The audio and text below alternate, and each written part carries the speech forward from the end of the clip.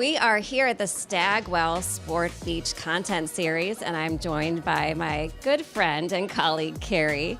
And what we're going to chat about today is we discovered in working together that we have what's called the triple threat, which is we both worked on the creative agency side, the brand side, and research. So we're here to chat about that today, the highs and the lows. The highs and the lows indeed, what the industry looks like. So seasoned, I'd like to say. Yes, we have got a wealth of experience and we think we bring something pretty special because we've got angles from all sides, as Vanessa said. Awesome. So, agency folk, advertising agency folk, creative agency folk call client side the dark side. Is that what your experience is, Vanessa? Unfortunately, I have to say yes.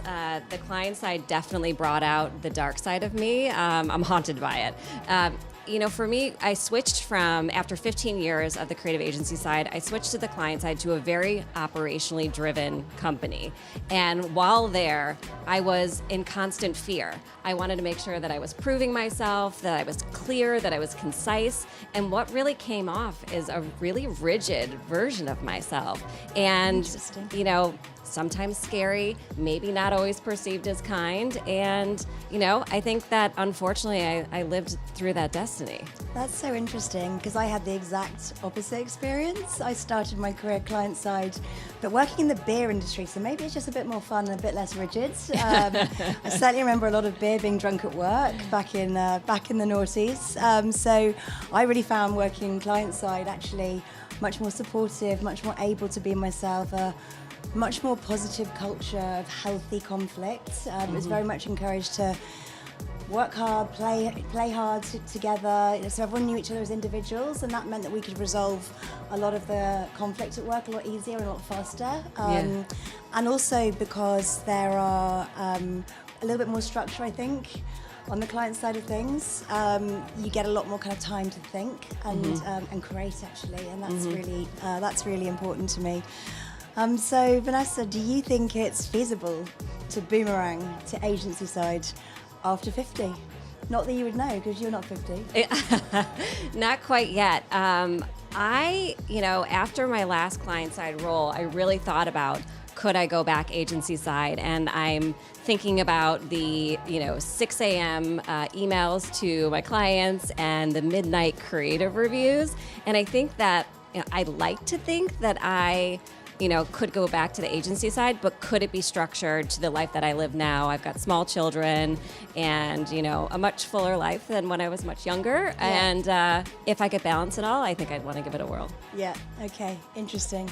From my perspective, I think, I absolutely loved working in a creative agency. I didn't work there for as long as you did, and I found it absolutely bonkers that you have so many bosses. So you have the actual customer, and then you have the creative director, and then you have the planning director, and then you have...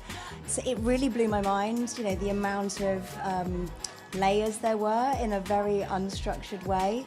And it also blew my mind the hours, right? So I do definitely think, and I love to work hard, right? But agency side, it takes a lot of energy, and I think it would be really challenging to say with small children. Mine are a bit more grown up now. I could probably flip back the other way. They look after themselves a bit more. But I think, if you've got to know some structure to get your family life done, I think agency side is super challenging. So with the three sides, what side made you the best marketer? And if you could change the order that you did the three, would you? Ooh, good question. I like to say no. I believe in no regrets. What I loved working, and I was very lucky to work for some of the best CPG organizations in the world, your training was second to none. Yeah. That kind of always think about the customer and always think about your brand at the intersection of what the customer wants and what you want to tell them is baked into my bones, which has made it so easy for me, both agency side and actually platform side, we talk about that as well, where the organization is much more product driven. I champion the customer every time. I think it's so important to be that customer voice and brand voice often in the room as well, thinking particularly in B2B, the importance of the customer and brand is often lost, but cut me in, I bleed customer, and I can't forget that. Yeah. I think for me, the the space that is making me actively, as we speak, the best marketer has to be at System 1 with learning from people like yourself and Orlando Wood and John Evans, and the amount of thought leadership that we put out. I wish that I knew that much earlier, like 25 years earlier. Yeah. But I will say that working for my first roles were small agencies, creative agency side, and I learned to hustle. And so I fundamentally believe that any problem can be solved. I'm very glass half full that way, and I think it's just because we made a lot of magical things happen. Yeah. You're right. First of all, it's this one. We're lucky to work with the very best in the industry, which is just amazing. I think System 1's a pretty special place in B2B world because of that, because of our thought leaders and because of the way that we go to market. And we should talk a little bit about podcasts in a moment, but I think it is standout, and it's a fantastic place to be. I learn as a marketer all the time. So interesting for me, it was the other way around. I didn't learn how good I was at hustling until I came to System 1, until your job is always marketing and partnerships, but also you have to be selling all the time. You have to. Somebody told me a fact when I first started at System 1, you have to basically generate 4 times your salary, otherwise you're not basically adding the value you need in a smaller environment. I know it's more of a platform based, but we have some fantastic different opportunities in that sense. But you absolutely need to be conscious that every interaction is not just about long-term marketing, but short-term marketing as well. So I love coming to System 1 sort of later in my career and the things I've learned on the hustle side of things. Awesome. So I have to ask you, so my first role was account management, and I'm not sure exactly what your first role was, but tell me what it was, and would you change it if you did it all over again, and what would that new role be? My first role entirely, or my first role agency side? Entirely. Okay, so my first role entirely was assistant brand manager, working on events and sponsorship for Carlsberg, and I wouldn't change it for the world. I left there and then went to look after Stella Artois film and Stella Artois tennis. I just feel like I worked on some of the best properties in partnership, in the world. And we've heard a lot about this at Cannes this week. Partnerships, I do believe, are the greatest way to grow your business and grow your brand and help each other. One of the things I love about Cannes is we are here with many partners who all help us do a better job together. So, no, I wouldn't change it, but I don't regret anything. What about you? What's the biggest mistake you've ever made? Oh my gosh. Well, no regrets.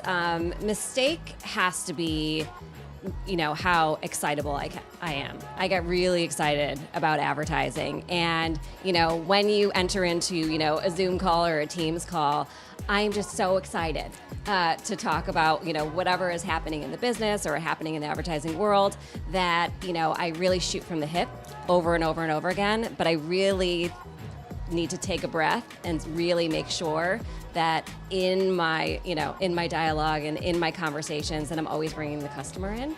And that's something that you always just need to take a breath and make sure that it isn't about always the I, and make sure that you've invited, the customer to the room. Yeah. Advertising is just part of the mix, right? Yeah. Yeah. So what's made you the best marketer?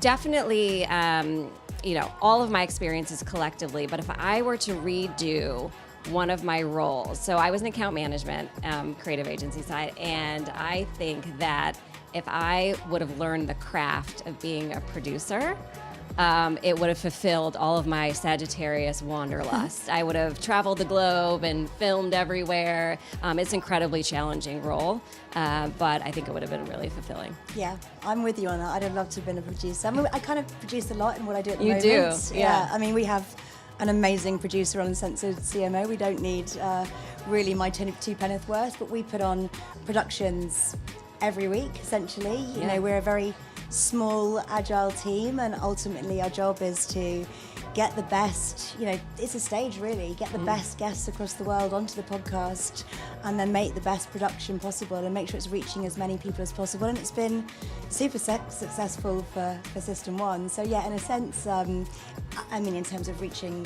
new people, new audiences, making them understand us as humans and that we really do care about the customer problems. That's so important. But yeah, I'm with you. I love the production side of the world. I didn't do that agency side, the technical production role, but I'm very lucky to do quite a lot of that now in my job. I mean, Cannes is just one big production event for us, right? You know, we go on the stage. So yeah, it's all good.